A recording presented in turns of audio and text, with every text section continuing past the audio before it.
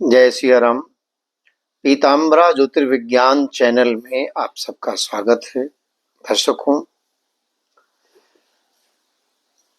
निश्चय बुद्धि और अनिश्चय बुद्धि,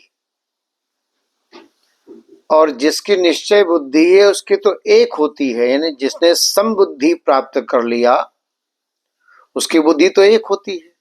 लेकिन जिसकी व्यावसायिक बुद्धि हो गई, जिसका एक निश्चय नहीं है, उसकी बुद्धि अनंत होती है। श्रीमद् भगवत गीता में भगवान स्वयं कहते हैं, व्यवसायात्मिका बुद्धिरेके कुरुनंदन बहुशाखा ह्यानंताश्च बुद्धयो व्यवसायिनाम। जो साधक लक्ष्य को प्राप्त करना चाहता है, समता परमात्मा का स्वरूप है, तो समता की प्राप्ति के लिए अंतःकरण की समता साधन है। अंतःकरण की समता में समता का राग बाधक है। तो जिसने निश्चय कर लिया एक परमात्मा है, उसकी बुद्धि एक है।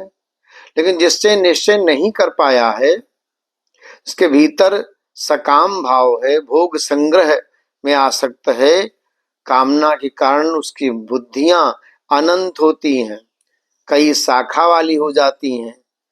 जैसे पुत्र प्राप्ति करनी है तो एक बुद्धि हुई। अब पुत्र प्राप्ति के लिए किसी औषधि का सेवन करें, किसी मंत्र का जप करें, कोई अनुष्ठान करें, संत का आशीर्वाद लें आदि उपाय, तो बुद्धियां अनंत शाखा वाली हो गई।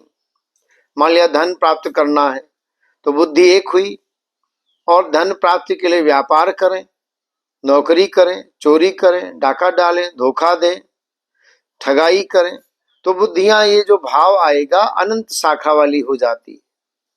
तो जिसकी निश्चय बुद्धि है वो एक बुद्धि होती है, और जो निश्चय नहीं है उसकी बुद्धि अनंत शाखा वाली हो जाती है। जय सिया राम।